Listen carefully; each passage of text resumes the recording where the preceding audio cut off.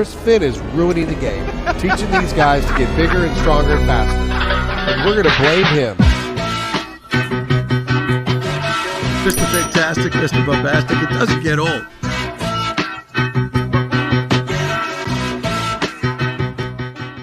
Welcome to the Golf Fitness Bomb Squad. I'm your host, Chris Finn, and I hope you enjoy our new intro music that we're just experimenting with here. We got some good audio from our friends out on Sirius XM Radio. So it was pretty cool to have that on there. But I'm excited today because we are doing a first for us on this podcast. First, we have a return guest, Adam Young. If you guys don't know him, he is one of the top coaches in the world. He is the only coach that we partner with remotely. We have a number of clients that work with him. He's worked at a bunch of the top facilities in the world, including the Ledbetter Academies, world famous Turnberry Resort. And he's currently in sunny Las Vegas, where I get to go tomorrow, and I've just been told it's going to be very hot. Mm-hmm. So, but Adam, welcome back to the show, man. Excited to have you on. Yeah, thanks for having me back on. Pleasure. Yeah, so I'm excited today because we got a couple clients that have worked, obviously, with you. And it's fun for me to always get to, the first time we had you on, we talked a lot about the body swing connection and stuff that you see and how the body influences things. But I think in this episode, it's going to be fun for listeners because we're going to take two of the clients that I have all the physical data on. Obviously, you have all the instructional side of things and what you're working on with them and be able to have a conversation around what you're seeing from a performance side for them and then also for kind of have that back and forth of physically what they can and can't do. And hopefully, for all of you guys listening, these are guys, just normal amateurs, from, one guy's in his 50s or late 40s and the other one's 7 years old. So we kind of cover the gamut here, but I'm excited to jump into this, man. Yeah, it's cool. Yeah. I suppose I should start with like how I coach a little bit or how I analyze the swings because I do teach a little bit differently, although it may not look it on the outset. So, I'm not teaching to a model necessarily. I have an idea of what a good swing looks like, certainly, but I understand I can pull from different models like stack and tilt, Ledbetter, Ballard, whatever you want. I don't necessarily see swing faults as faults unless they're causing something at impact. So an example of this would be, early extension. Everybody hates early extension. And yeah, it's something to maybe work away from, especially in your area where if it may cause injury. But there have been some great players who have early extended. I posted a picture of Nicholas the other day. And, early extending, moving his butt forward off the line. And I know Vijay Singh looks like a beanpole at impact as well. Yeah, those were two amazing. I think those guys were okay. They did all right. Yeah, they had an okay record, yeah. So, in those cases, it's not causing an impact fault. So you don't necessarily have to change it. But in other cases, we'll see here with like John, should I mention names or not? Yeah, John, we use first names. Yeah, John and Neil. Yeah. He had an early extension that he wanted to get rid of, but I give him basically rules for when to get rid of it, when to implement certain parts of it. So my coaching is more rules based. You look at when is a fault. A fault is Dustin Johnson's super strong club face a fault? Well, no, if he's piping everyone down the fairway or not that everybody does that. Not even the pros hit every fairway, but if he's hitting 60% of fairways and his big misses are pretty good, then you don't need to change it. But obviously if there's a pattern in there, if everything's going to the left, for example, then you might want to soften that club face. So it's basically I change things on an as needed basis, not just for aesthetics reasons. And I think that was one of my favorite parts is you sent over kind of the walkthrough of what you're working on with them. And it was one of the first times that I've heard from an instructional standpoint of it wasn't just like, hey, this is the drill. It was, hey, this is what, I see this and this can cause this. And so there was like this is what's causing, before and after. And to your point, so you gave them, there's guardrails. And I'm excited to dive into kind of, hey, there was one, it was if you're hitting it fat, this is, focus, this is going to be the cue to focus on. If you're thinning it, this is more the cue that you're going to be focusing on. And that is such a useful, like, useful piece of instruction that on the physical side, we're like, hey, if you have one-sided back pain, you should release the tissue here. But if it's in your middle of your low back, then you should release the tissue on this spot, right? Because these two, and so it very much resonated for me, and I know it will resonate for definitely all the guys that we work with. But just that continuity of conversation, I thought it was just so easy to understand, and I'm sure that's what you see from guys when you talk to them. Yeah, well, the thing is with golfers, right? We're never fixed ever. We're always We're broken. just a dynamic mess, effectively. And what we have to do is try and keep ourselves as online as possible within certain boundaries and notice when we're going off. So, an example of that would be, we're never going to hit the exact center of the face. Little heel, little toe. If it's bouncing around there, that's fine. But if it Hmm. starts to creep more towards the heel and you notice there's a pattern there, well, that's a sign that you should make an intervention. And then you've got to say, well, what is my tool to be able to change that? To which it may be a technical fix, Hmm. which I give people. I say, if heel shots, then you would do this. Or it could even be just an intent-based, skill-based fix, such as trying to hit it more towards the toe, which is a big part of mine, which I know sounds very simplistic, but I get all my players to work on these because they have a good success rate. For sure. Yeah. Well, let's dive in. I've been told I can share this screen, so we're gonna see how I do here. Let's try this. So for all you guys watching here, we can.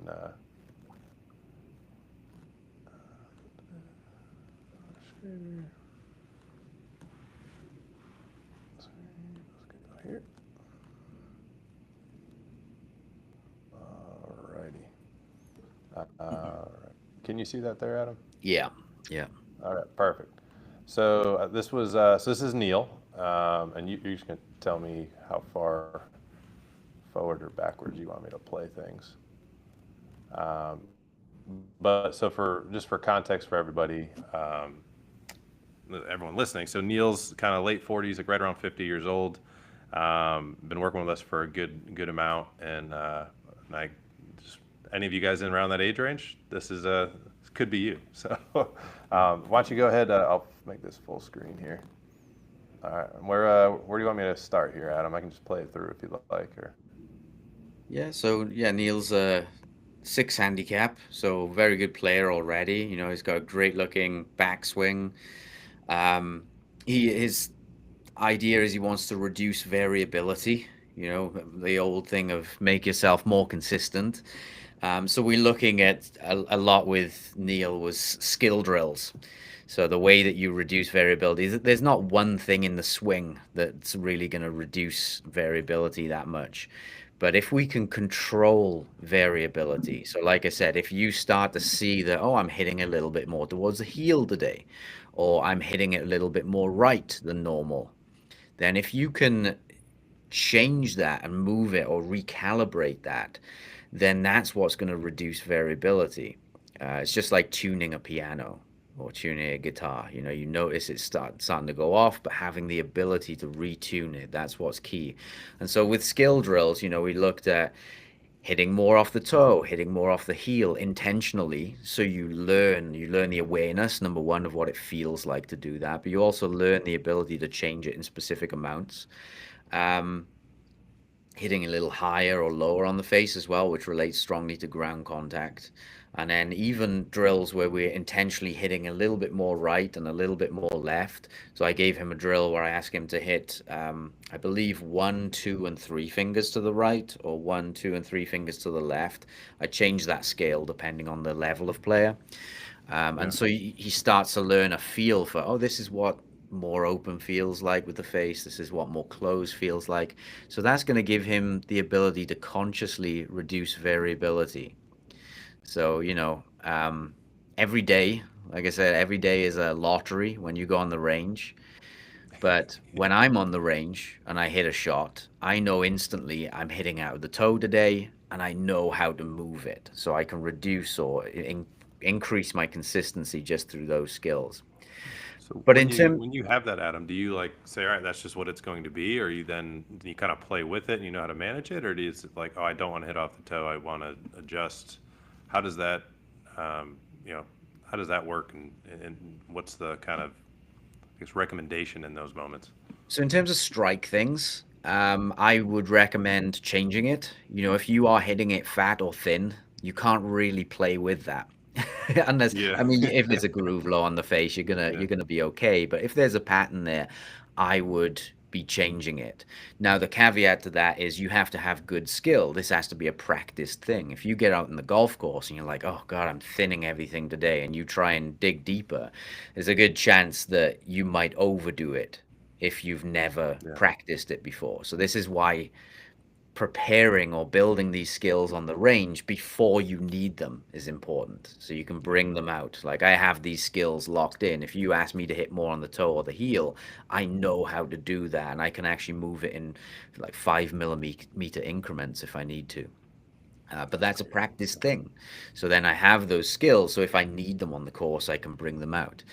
The thing that you might want to just play with would be a directional issue. So if everything's going to the right, for example, you can play with that. There's videos of Tiger Woods, Jack Nicklaus talking about this. What's that old saying? Bring or dance with the Dance with the girl lady you you brought. bring. Yeah. Yeah, exactly. Yeah. So what they mean by that is, if you're hitting everything to the right, just change your aim points. There was Tiger Woods, an interview talking about switching aim points if everything's going to the left one day. I mean, his philosophy very similar to mine. He will, if he's warming up on the range and everything's going to the right, he will first try to change it and see if he can do it. But if it starts going everywhere, then he might just say, right, I'm just going to play with this pattern today and Yeah. just change my aim points, go more to the left. So you might pick the left side of the green. I think that's a pretty decent strategy if there's a small miss. So what I mean by that is maybe 1 or 2 fingers of miss, Yeah. which when you extend 1 or 2 fingers out um, to 150 yards, that's about 5 to 10 yards miss. So I think you can play definitely with that strategy wise. Once it gets, if it's a big miss, like a 4 or 5 finger miss, that's when I would probably recommend, okay, let's start closing the face down a little bit here.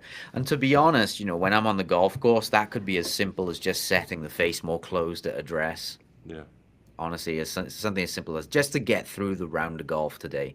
You can always do a more complex fix on the range later.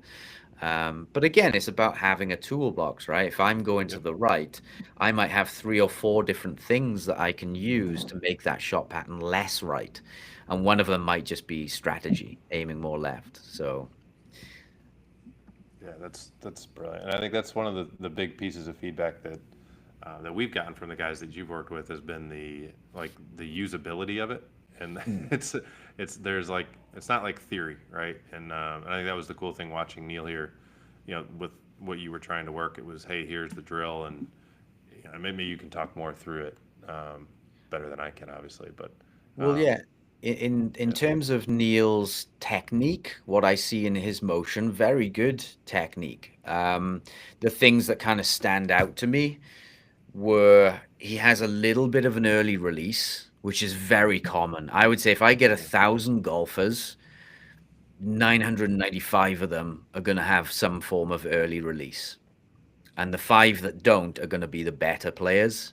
So an early release would be, I look at I'm trying to get this here with a little club. When does that club cross over the lead forearm? So if I were to shoot a line out from the lead forearm, where does the club line up with the lead forearm or cross over? And you can see with Neil, yes, happening around about there, which is just before the golf ball. Not bad at all. It is where I would say a 6 handicap would be. But it and can make a big and if difference you're, where because does a scratch end up? Yeah, where does a scratch end up? Like, what do you see differently change as golfers get better or worse? yeah, so the higher the handicap, the earlier the release. So you get a 20 handicap, Okay. and they're going to be releasing before their hands reach the right thigh. And you get a pro, and their lineup point, where the club lines up with the lead forearm, is going to be close to the left thigh. And what this results in, or why this is more important, a few reasons. It moves the low point forwards when you have a later release. So that's better for ground contact. It also reduces dynamic loft. So you get more forward shaft lean. And why is that important? Well, again, it improves the consistency of ground contact. It also improves things like compression generally, so you get a little bit more ball speed for any given club. Mm-hmm. And also things that I've seen more consistency with face angle. This is less predictable, but I don't tend to see it get worse. Let's just say that. I'd say Mm-hmm. if I, Yeah. out of 100 golfers who I teach a later release, the face angle tends to get more consistent. And I Yeah. use GC quad parameters for that. We look at Mm-hmm. face angle, standard deviation. And it means that you're hitting on a part of the arc where the hands are working up more through impact. I know this is Right. really difficult to understand, but in a good golf swing, the club is actually, or the club head is traveling down as the hands are working up. Right. It's really difficult to understand. People say, well, how can the Yeah. hands be doing something the club head isn't? Well, I'm showing you here, club head working down, hands working up. And that produces what we call a flat spot, which is where the arc it becomes less curved, Yeah. and it becomes just easier to strike the ball. You start to get away with more. Hmm. I noticed that if I'm on turf, I can hit an inch behind it and it's fine. I lose very little distance. Not that I'm Mm-hmm. trying to hit an inch behind it, but I could do that and lose very little distance. Where I know someone whose hands are working down more through impact or have an earlier Right. Yeah. release, they hit an inch behind and they might lose 10, 20 yards more than me. So it's the Yeah. same mistake, but bigger output error Yeah. effectively. Sure. So, Do this you is what. see, like, would you anticipate guys struggling with this? So, like, Neil in this case has full hip internal rotation on his lead side. There's like, he has no rotary limitation of why he can't get to his, like, clear his hips to, all the way through. Do you tend to see more early releasing with guys who maybe struggle to really clear that lower body? And so the arms kind of release and do a little bit more work, or is that move easier or more or harder depending on that? Definitely, body rotation helps that release to happen later. Yeah. And if you're very limited in your body rotation, your ability to turn, then that's going to encourage or it's not going to aid a later release. So, yeah, I mean, there's slight ways around that. You can obviously flare the lead foot out a little Yeah. bit if you've got limited rotation, but obviously in your field, you'll want to try and fix that as well, improve it, which I would strongly recommend. Only if the Uh, golfer. So this is where we ask the golfer, like, are you willing to, spend 15 minutes a day doing it? If they're like, no, and we're like, all right, flare foot. Yeah, just yeah, just be exactly. ready for your back to start hurting. That's Yeah. interesting. So the physical limitation of, and it's impactful because guys, 95% of guys over the age of 50 fail a rotary, at least one rotary center. So Mhm. it's interesting that this is if they fail that this issue may be more apparent for them. Yeah, yeah, definitely. And one thing you can see with Neil there is if you look at the end position, Yeah. most better players are actually more extended at that point with their body. They've basically pushed up and kind of straightened or posted up their body. Whereas Neil there's kind of very flexed down. There's a lot of knee flex still. His Yeah. chest is kind of leaning forwards a little bit almost. He's not pushed up as much as if you look at, say, that position there is kind of telling. You can see the hips are not pushed forwards towards the target Hmm. much. Yeah, that line you've drawn on there is Yeah. There's perfect still a good example of bend that. to it. Yeah. Yeah, you'd see more of a straight line up there. But then when I see that, so I say, okay, this person's not extending up. Why might that be the case? And if you have a look at his left arm there, his left arm's got a reasonable amount of flex to it as well. So you can think when you flex the lead arm, when you bend the lead arm, that pulls the hands away from the golf ball. So that encourages more thin contacts. So then what Neil Okay. is doing to alleviate that is he's staying down longer. His body's not pushing up. So, but, So- so Yeah. he's And gonna now delay pushing into the lead foot. Yeah. exactly. Now that set of matchups can work. If Neil is flushing it from there, we don't change anything because there are players who come to mind like Lee Westwood would be a player who kind of has that look to it. So again, if you're flushing it over and over from there, great, keep doing it.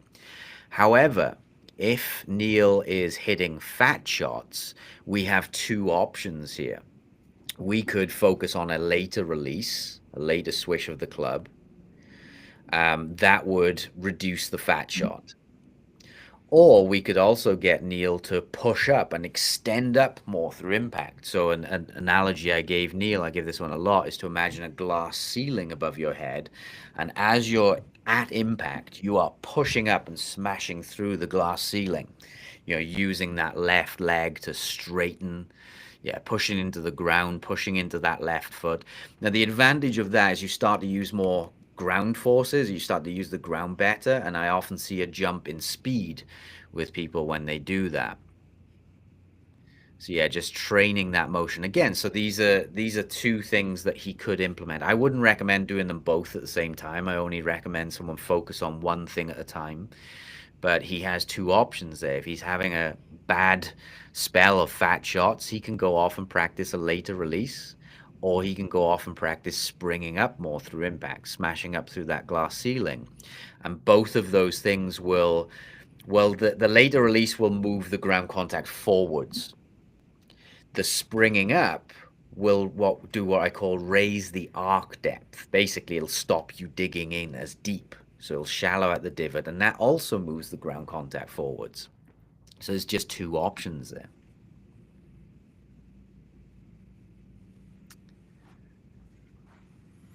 And so would that be, because I thought one of the interesting things, Adam, with Neil is if we look at his lower body power, he's actually in the 92nd percentile for his age bracket. So he's actually can produce a ton of force. Okay. But when we looked at his club head speed, he's actually only like 60 or 70th percentile. So would that lack of driving up be a reason why he's potentially losing some speed? Yeah, definitely. If there's a high correlation between in all sports between how you pressure the ground under your left foot and the timing of it and the speed that we can produce. I mean, in baseball as well, they've looked at that batting speed and throwing speed, and in golf there seems to be a high correlation between it as well. So if you can push into the left foot harder, it allows your body to rotate more. It also produces something called parametric acceleration, or it helps it. And parametric acceleration, everybody can actually try this at home. If you just let a club drop, it'll swing a certain speed. Whereas if you let it drop and then you pull up at the point of impact, you pulling up on it, that will wing the club around. It'll really whip around. It's the same force in physics that creates a catapult when you're swinging, or if you get your keys on a string and you're spinning it around really fast, you're basically just pulling on it. And that pulling force can be greater if we push into the ground and spring up through impact. That allows us to pull on the grip through impact more. And that has been associated with higher club speeds as well. In fact, there's a scientific study by Mura, which I think was spelled Muira. I could have completely botched that, but just type in because there's the clubs as well, Muras, right? And I think they're spelled differently. Type in parametric acceleration golf, and at the very least you'll find my article on it, so it'll explain it more. But yeah, that's one reason why we could create more power. But again, you'd have to say, well, why is Neil not pushing up and springing up more aggressively? Well, probably because that lead arm was folded there, and if he did that, he would thin it or blade it. So, this is why we have to balance these things here. So my algorithms that I gave to Neil were, if you're hitting it thin, then feel as if you enter with that lead arm a little straighter or your hands lower to the ground. That's going to reduce the thin shot. And then from there, if you're hitting it fat, you can spring up more aggressively. So it's just about balancing those two things. So all he has to do is look at his patterns. If he hits 10 balls and out of those 10 shots, he says, I hit a lot of fat shots in that, then he's going to be working more on springing up. Whereas if a week later he says, you know what, I'm hitting a lot of thin shots at the moment, he's going to be working on those hands entering lower through impact. That's so smart, because I think there's a lot of people in the fitness world who will say, oh, see those stats, right? And say, hey, based on your physical ability, you should be able to swing, 5 miles an hour faster, right? And then say, hey, just drive, they'll see the knee, right? Oh, your knee's not, you got to drive through your front leg. But if they don't realize that the reason he's doing that is because he's trying to control because of the elbow being bent, then you Yeah. just screwed the guy up, right? That's it. Well, if you just took a robot and made it drive up more through impact, it would thin everything. You know, if Yeah. it's making the same swing, but you do that, and if you got that same robot and you dropped it in a little bit to make the hands lower, he'd fat everything. So you need those swing changes to be interventions to fix a fault. Now you end up if he does that, if he does it the way I said, the algorithmic approach, if fat, then spring up more, if thin, then hands enter lower. If he does that over time, what you'll see is he'll start to implement both elements into the swing, but he'll be doing so in a way that still allows him to play well. And it's more a fault. It's a fault fixing thing that gives long term benefits as well. Yeah. Well, it also like I mean, we've all played the round of golf with a guy who's just like struggling and has no idea what to do. Hmm. It gives, in this case, it gives Neil the toolbox, tools in his toolbox. If he's like, man, I just started thinning it middle of the round, like, oh, I know what to do. And I think that's something that is not common from a golf instruction standpoint. At least that's from what I've seen. I don't know if you've seen similar. Yeah, well, it's like I said, it's slightly different approach, my approach, in that each move relates to an impact thing. You Yeah. know, because ultimately, like always say, if I was to simplify golf, golf is strike the center of the face, strike the ground in the right place, and control where the face is looking. It's always those three things. Now, any move that we implement into a golfer needs to influence one of those three things. And so in Neil's case, it was ground contact, right? If thin, then this, if fat, then this, and then he can decide when he wants to implement those things. Now, I also mentioned to Neil when he's on the course, I would probably recommend sticking to simpler things, such as if you're hitting it thin one day, just try and dig a little deeper. Yeah. It's more of an intent-based thing. So that's how I like to play. But when I'm training, I might take a more complex approach or a more internal approach where we're working on the body mechanics.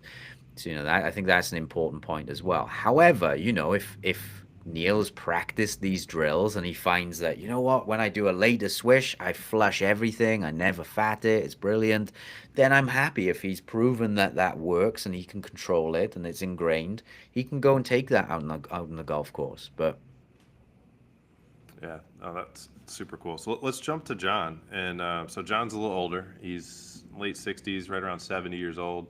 I'll just hit play on the video you sent over to me, and I'll let you kind of talk through kind of what you were seeing, and yeah. we'll go from there. So John, 3.6 handicap, so very good player. Lots and lots of good things in the swing. His backswing looks great from down the line. He hits all the typical positions. Takeaway is good, backswing plane is good, top of the swing position really good. So, that goes to show that you can have a super pretty backswing, but it doesn't mean that you're not going to hit any bad shots. They're still going to be in there. John didn't like the look of his early extension. Again, for me, his early extension is not a problem unless it causes things like toe shots or thin shots, typically. But what I did notice, yeah, there is an early release there again. Now, as I said, if I get 1,000 golfers, we're going to see some form of early release in 995 of them. It's just a matter of when. So you can see there's not a lot of forward shaft lean there, so he's going to have a shallower angle of attack generally, maybe apply too much dynamic loft. It's going to make ground contact just a little bit more difficult. Now, he's a highly skilled player. He's got great coordination, so he can manage that quite well. But it's basically a harder task when you're using that kind of technique. You can also see when he gets an impact, his weight is not particularly on his left side. If you draw a line up from that left ankle, most See most it. pros are going to be broken through that line. Yeah, I've got it somewhere. I've drawn it, but yeah, you can see there. If you drew a line up through his left ankle, his lead shoulder is kind of leaning or tilted back away from it, and There that's it going to is. put Yeah, the it's a little low later in the point video. behind There as it is. well. Yeah, there you go. So at that point there, most pros, if you look at his shoulder, his lead shoulder, there's a good 6, 7, 8 inches gap there between that wall and his lead shoulder. Most pros, their shoulder is on that wall at that point. And there are some Yeah, pros who are it's a not, definitely. But those pros usually have a over here. much later release. And John, unfortunately, doesn't have the weight shift or the release. So both of those things combined are going to result in probably more ground contacts that are early. He may then try and not hit the ground at all and just thin a lot of shots. So, um, yeah, so early release, not in his left side a lot. Early extension. Those two things actually tend to go hand in hand as well. Early release and early extension. They've I would say 9 out of 10 people who have an early release also have early extension or vice versa. Really? So I had no idea. yeah, because they match up. Because an early release will tend to make the club dig into the ground deeper. So an early release is going to make the club dig into the ground deeper. An early extension or jumping up too early is going to make you thin it. So those two things balance each other out. So they're matchups in a way, but they're not effective matchups because while it gets the job done, it does so in a way that doesn't give us a big margin for error. The analogy I use there is he is shooting arrows. He's doing archery while bouncing on a trampoline. So it's just a more difficult task. You sure you can do it, you can get matchups, but it's a more difficult task. So what I wanted to see from John was, if he could get more on his left side, if he could get a later release, those two things are going to help any fat shots that he would have. And then if he could get more squat in transition, that would help any thin shots that he would have. Yeah, it was So a yeah, because I think when you look at his physical, like the physicality, as I was looking at those as I was listening to your kind of notes prior to the call that we're doing now, and like looking his hip rotation for his age is about as good as it gets. He's pretty close to 40 degrees, being able to clear into that lead side. yeah, His trunk rotation in terms of being able to rotate throughout the spine is great. He is a little limited in the shoulders, but I mean, not terribly by any stretch of the imagination. I thought the interesting thing with him is he has there's a test where we can look at how elastic somebody is, right? So he actually is. It's rare that somebody over the age of 50 is actually more elastic than basically can produce power from more elasticity than from strength. right. And he's kind of one of those guys who just genetically and being athletic, he can do that. So it was kind of cool watching you go through kind of the analysis of what you were seeing with him and just knowing physically, it's like he can do all of that. That's so cool. Like he will be able to do what you're asking him to do if he practices and implements it, which was really neat, I thought. Yeah, yeah, that's interesting. So I assume like kids are more elastic, Oh whereas, yeah, guys who are sitting at a desk all day, they're going to be more through, power, muscle strength. yeah. So like we test like guys on tour. Like if you look at like an Akshay, right? I mean, guy's a string bean, right?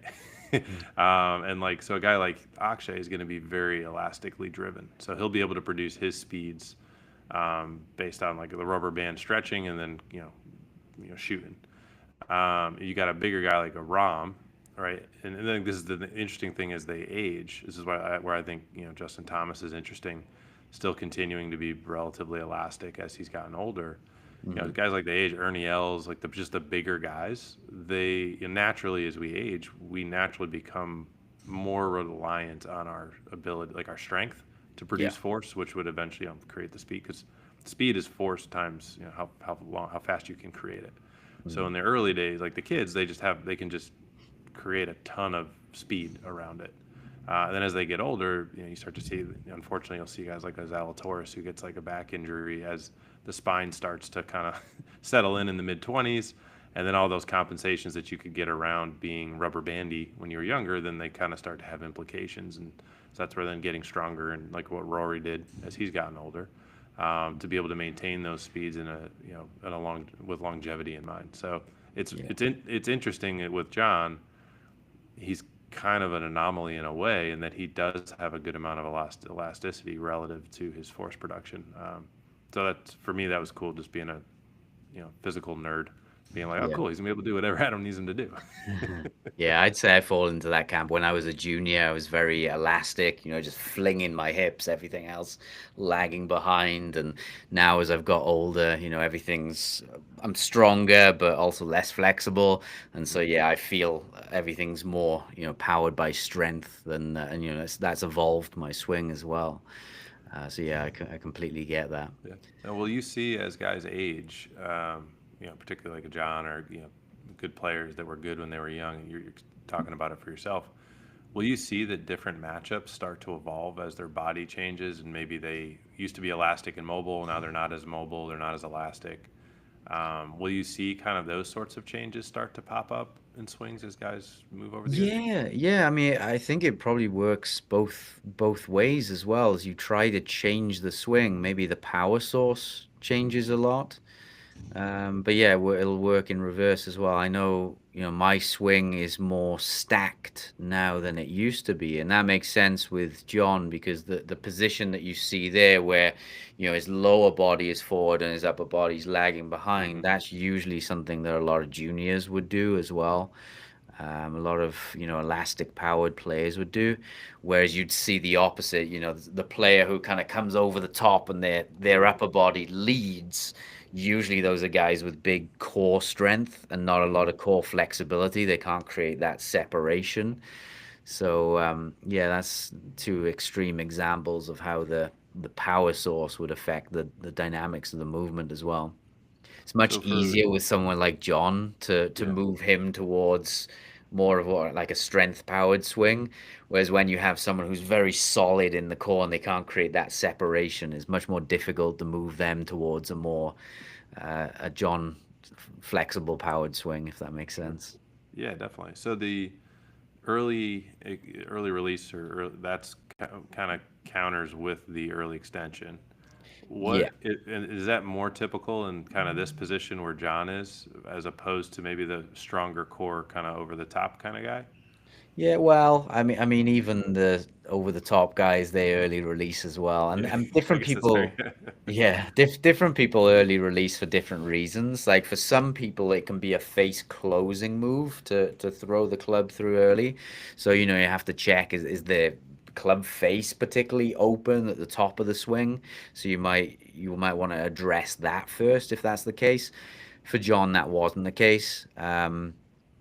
Other times early release is a way of getting the club to touch the ground. If they didn't do it, they would thin it, Mm, which I think is more of John's case there.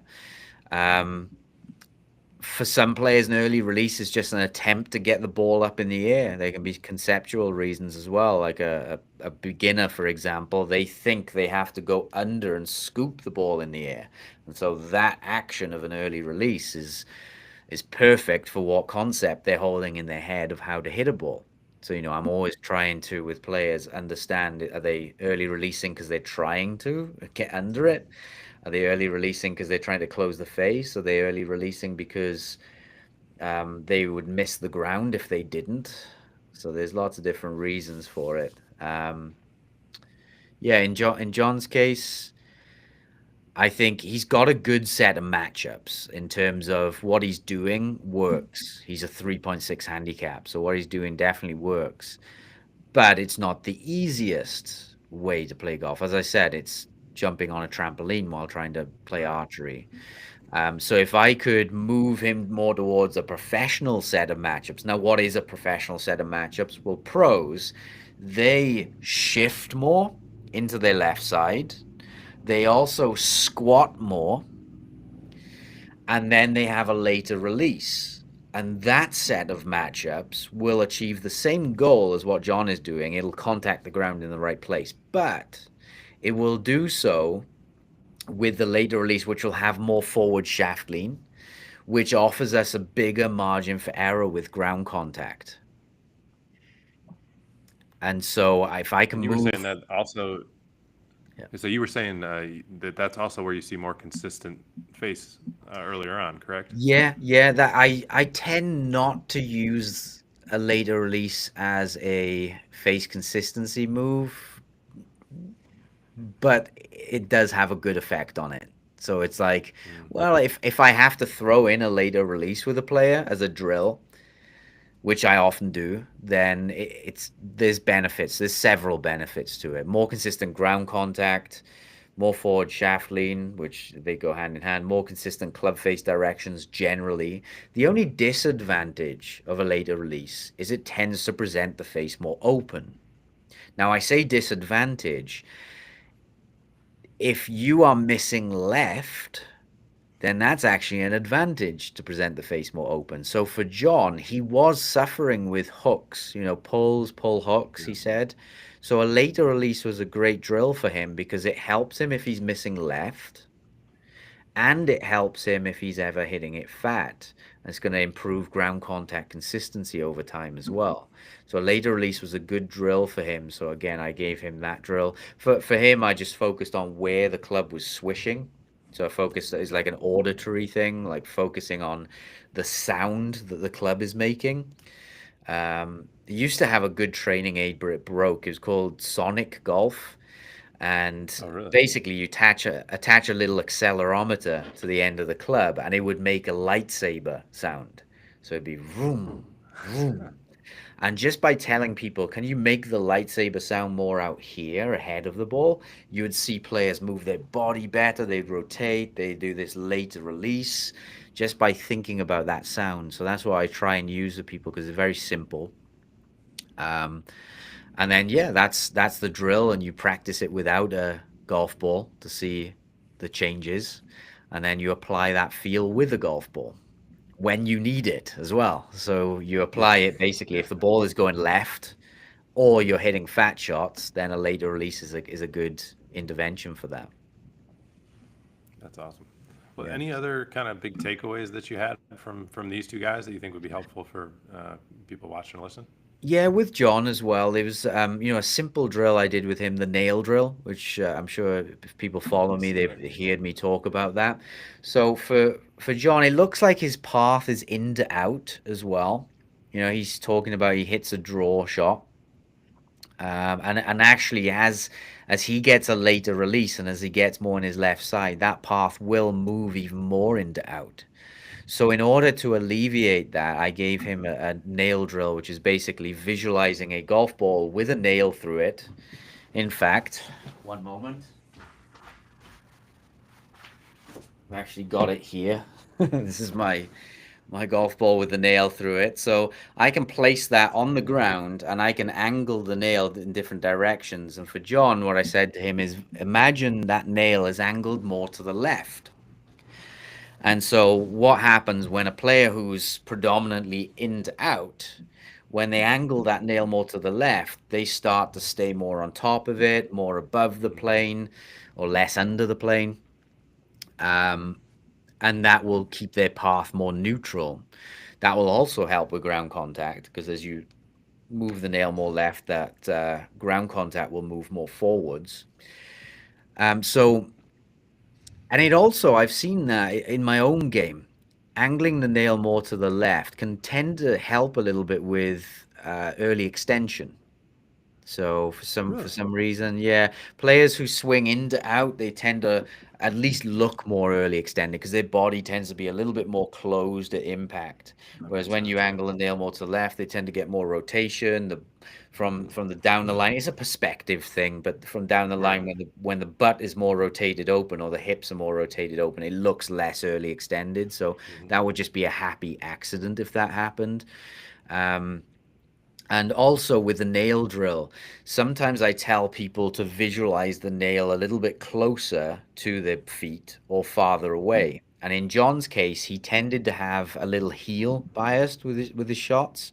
And when you look at the video, you see the video, his hands might start, say, here. But by the time he gets to impact, the hands go out away from his body a little bit too much. So say you start here Let me see if I can find the and the down the hands line move video. out, that's going to create heel contacts. And so by visualizing the nail being closer to his feet, that will tend to change the hand location in space and it will reduce the heel contacts. Yeah, I think I got the video here. Share it again.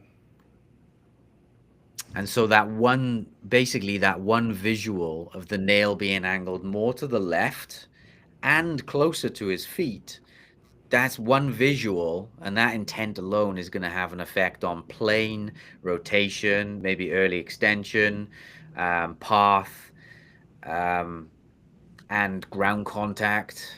And by having it closer, it's going to affect the face contact as well. So sometimes you can, I use the phrase, kill 2 or 10 birds with one stone. That's how I like to do it.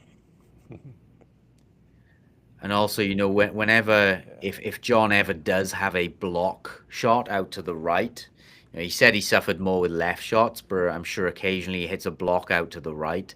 Again, that's just a sign that blocks and hooks are a sign that the path is too much into out. And I found that using the nail drill to help neutralize the path a little bit better doesn't get rid of two-way misses, but it reduces the severity of them.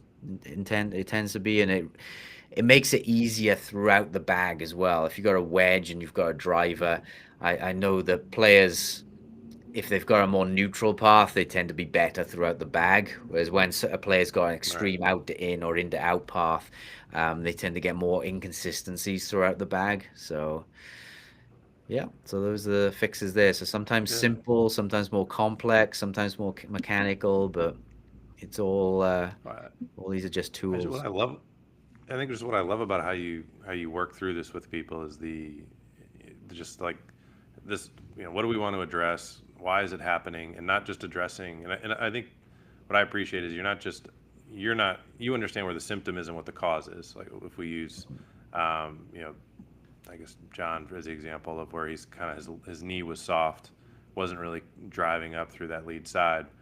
You understand that that's happening because he has this other thing going on with his elbow not being right. Yeah. And while other instructors, I think oftentimes I would imagine understand that you're the first one who I've heard actually explain it to the student, and particularly for the golfer who's trying to get better like that. Like he came back and he was like, dude, I've never heard that before. That was so helpful.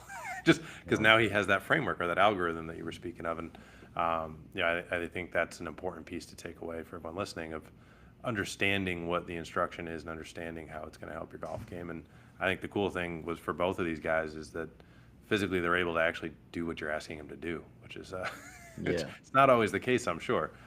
Yeah, exactly. Well, yeah, when it's not the case, obviously, I'd like to refer to someone like you to help them improve their body. That's the best way to go about it.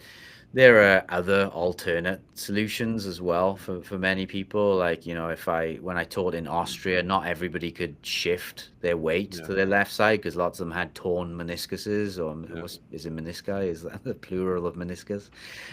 Actually, I I've never don't actually thought about that. I don't know. Minute guy? I don't know. know. Yeah, we'll go with that. Yeah, meniscus. It sounds intelligent. Yeah, So yeah, sometimes you just have to put the ball back in the stance a little bit, and yeah, they might be a little bit more on the back foot, ball back in the stance, but you just got to work around if it's impossible for them to shift. But obviously, if you can fix that issue, then that's a better way of going around it. And yeah, I know a lot of people watching this might say, well, that was very complex. And yeah, what I'm talking about here is kind of coach level stuff. When I give plans to people, I explain it so they understand it if they want to. But hmm, also there's very basic bullet points that I give them. It's like, okay, so there was the explanation, but what you need to know is if fat shots, then do this do drill. this. Yeah, If thin shots, then do this drill. And I and always that's tell people exactly pick the what they came extreme back with. shot. Yeah, Yeah. we're like, how'd it go? He's like, we said, if this, do that. If that, do this. Yeah, Like, and exactly. he's like, it was great. And then obviously you sent me that, and I'm like, oh, yeah, okay, I understand why now.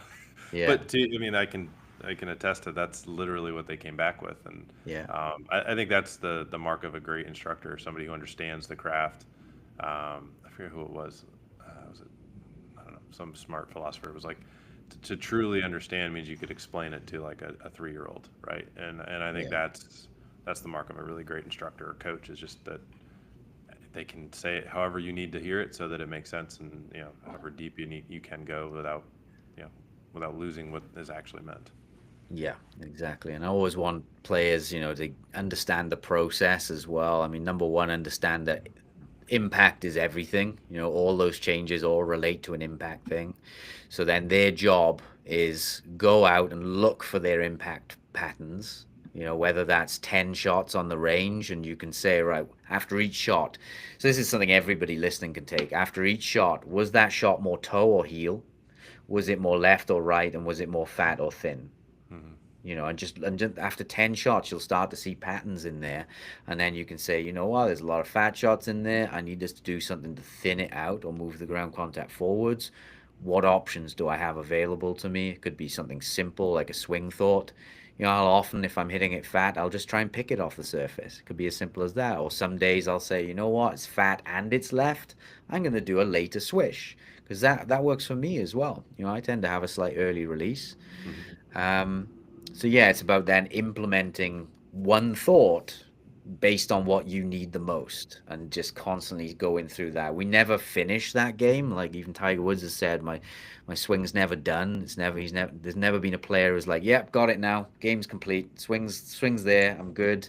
And go off and play. No, we're constantly tuning everything and going through that process. Yeah, well, I mean, it goes back to assess and don't guess. Like, know what the actual issue is, and then have an intelligent solution for it. So, Yeah. Adam, I gotta thank you so much for today. This was so much fun. Hopefully, you guys listening, watching, got a good amount out of this. Adam, where's the best place for people to find you? I know you're active on social, but where else can they find you? Yeah, adamyounggolf.com is the best place. I actually just launched a 3-part course that's absolutely free that goes through some of these No little way. That's tests that you awesome. can do to see what you're worst at, basically. And so, yeah, that would be adamyounggolf.com/course, COURSE, and they can get that for free. Sweet. Well, we will definitely be putting that in the show notes, in the comments. So, guys, go check that out. And Adam, thank you so much for hanging out with me today. This was a blast, and Yeah, I can't thanks for thank you having me. enough for helping our clients figure out their matchups that they need and don't need and need to Yeah, improve on. So, thank you so much, man. I appreciate it. love talking about it. Cheers. All right, guys. Thanks for listening. We'll catch you on the next episode of the Golf Fitness Bomb Squad. All right. Cool. Thank you, Adam, man. Appreciate No it. That was problem.